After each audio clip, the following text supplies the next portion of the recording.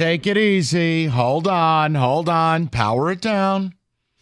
David, we've made an executive decision. Welcome in, everybody. The Pistons are getting the prime spot.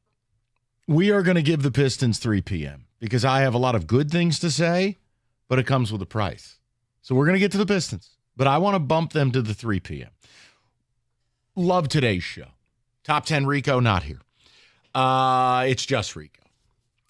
We are going to no quarter zip, no. Actually, top 10 Rico is here. Quarter zips and coaches. It works. I want to get into it. I love where we're at today. We're going to do some college to open. We're going to get to the Pistons at 3. And then I want to talk about the Tigers with a PSA for everybody. We have, and by the way, shout out torpedo bats. We're going to talk about that later. That storyline will go one of two ways. 2 days from now, either every team is using them or MLB somehow says they're illegal. More on that later. Rico, let's get into the weekend that was in college basketball, which is very simple. Michigan and Michigan State aren't there anymore. Correct. And the reason is they're nowhere close to being good enough. Both teams. This was part of what you and I discussed as, first of all, when are Michigan and Michigan State playing?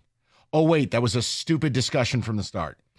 So right off the rip, no, it's the truth. Well, it continued into the morning. No, it didn't. No, it didn't, because I ended Jim on the podcast. He only does it where he can get away with it. I couldn't understand that at all. I said to him very simply, Jim, Auburn showed me with clarity. You weren't good enough. Michigan State wasn't good enough. And I've already watched Izzo get bombed in the Final Four too many times. I'm good. Yeah. If we beat Auburn, you get to strut into the office like Vince McMahon down the runway like Kenny likes. Right. Like Kenny on a Saturday night. That was varsity versus JV, but that's not the topic. Right. The topic is this. I think there's a fork in the road for both Michigan and Michigan State, and they have to make a very conscious decision. And it is about whether you are going to spend what it takes to win a national championship or not. Full stop. Now, when Dusty May signed his extension, there is a lot of conversation about he will have financial wherewithal to do this. Will it be as aggressive as they would handle football? Probably not. Right. But it's a question. For Michigan State, it's more complicated in that, A, the head coach is hesitant to do it because, let's face it, I don't think it's a secret. Anyone who knows Izzo will tell you he doesn't love paying the players. He doesn't love dealing with entitlements. MSU's highest paid player, Frankie Fiddler. Well, that's why you're going home. Okay? They have Shania Broom. No. You will not besmirch Frankie Fiddler's name. He played well. He did. he saved his best for last. Right. But he's no Tommy Nichols. You got to Bobby Boobers, you got to pay these guys. You got to pay the freight. We're not doing this. Oh, we are absolutely doing this. So here's the backdrop to this. The whole time, I'm like, who is Tommy Nip? Oh, yeah. Okay. And he's gotten so much better.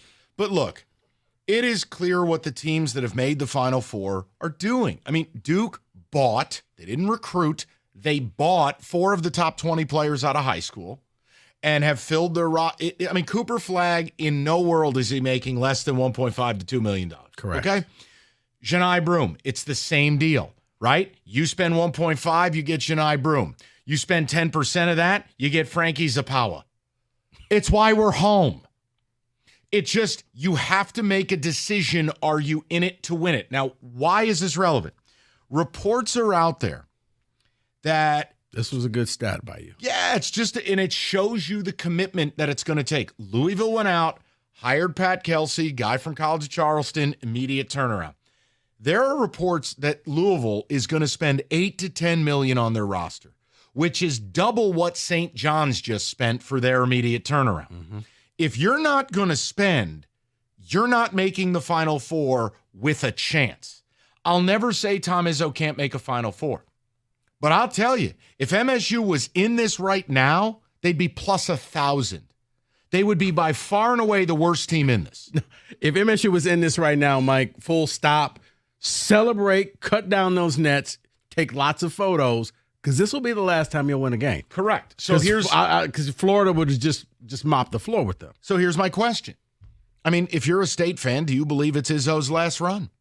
Because A, he hates the portal. B, he does not want to pay players that type of money. And I'll be honest. I mean, you're losing Jace Richardson to the NBA. I would be gobsmacked if he returned. I think there's a shot you lose Cohen Carr. I mean, think about right now. You go, well, why would Cohen leave? Well, there's no loyalty. And if you're Alabama, up-tempo, open floor, if you're Florida, if you're Tennessee, if you're Auburn, if you're Duke, if you're North Carolina, Cohen Carr, $1 million. And it's going to be on MSU to match it. And if you're Michigan, listen, it's about how far are you willing to go. Now, I can't say Dusty May won't spend it. He has not built a track record like that. Dusty May did an incredible job this year. Right. But he kind of went the John Beeline route of, I'm going to go and get some players. I'm going to bring a couple guys that I know, guys you've never heard of. I'm going to hit the Ivy League, and we're going to build a team that way. And they spent to get Wolf. Wolf was one of the better players, but you're right, under the radar. Right. Is Michigan going to be willing to pour $6, $8, $10 million into basketball in order to get where they want to go? Because this is what it's always been about for me. I do not speak for Rico. Guys, I don't care about the Final Four anymore. You either win the whole damn thing or what was it for? That's it. Well, how can you say that? It's college sports. No, it's not. It's pro sports now. Well, why are you that type of fan? Because I'm a bleep hole. That's why. That's who I am. I want to win or F it. That's just how I am. No, see, for me, I still enjoy the Final Four. I know you do. Because you get to shake your ass down in San Antonio a little bit. Because in the Final Four, Mike, it boils down to who else made it with you. Because you could be in a situation where it's like, oh my goodness, like Texas Tech should have beaten Florida. Like they had the game won, and then Florida goes on an 18-4 base that now returns to their cave. 248-539-9797. I mean, do you believe your school of choice is willing to go all in, or do you disagree with this principle? Like, I don't believe there's a space you can coach your way to a national title. Rico's always said this. Spending doesn't guarantee that you win. I can just guarantee if you don't, you won't. Right. So MSU does not spend near enough to do this. Michigan is a TBA. What level of support does Dusty have? Right. Does he have Bryce Underwood support where you're going to go out and spend whatever to get the best college basketball player here? Or is it, we're on a budget and can you kind of keep it under I'll give you a this case number? In point. Let me give you a case in point. The type of guy MSU should go get to complement Kohler and have real depth at the 5 spot, right? And it'd be a war. Maybe you'd lose Kohler in the process. I wouldn't care. You call Kansas and go get Badunga. He's going to be the number one. That was Hunter's backup, right? Yeah. But he was a freshman, top 15 recruit, pedigree, NBA, the whole bit. Here's your problem. He's going to cost a lot of money. And a school like MSU has not shown the willingness to do that. So I'm just interested what you guys think, because I'll tell you this. If MSU doesn't change their strategy, they're never winning one. And I think that, Mike, it comes down to a lot of what we talk about for Steve Yzerman. I need somebody, at least on the MSU staff, I need player personnel. I need somebody who can go out there and identify talent. There's going to be over 2,000 kids. MSU is going to have to bring in 3. Izzo doesn't like the portal, but he uses the portal. Izzo doesn't like to spend money, but he spends money. He acts like it's coming out of his own pocket, and it's not. It definitely and that's the problem.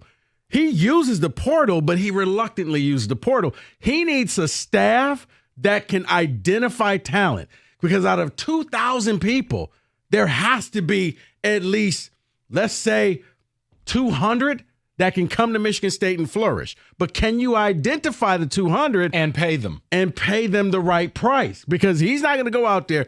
Yeah, if you're expecting them to spend $2 million on somebody, probably not going to happen. Then what I would tell you is neither is winning at all. But if you can go out there and find your John Tanjay, and Wisconsin struck gold and probably didn't have to pay him a ton of money, that's what you're going to have. You need people who can go through the portal with a fine-tooth comb and say, Tom, I know you don't want to pay this price, but these players right here, they're the next great guys. Or hear me out. Lose any illusion. Spend your way to greatness. If I hand a great coach great players, I have the best opportunity, right? Okay. You know what? Louisville. Top 10 Mike. Let's roll. 248-539-9797. We get to your Detroit Pistons at 3. We've got a big conversation to have with them. Here's Rico.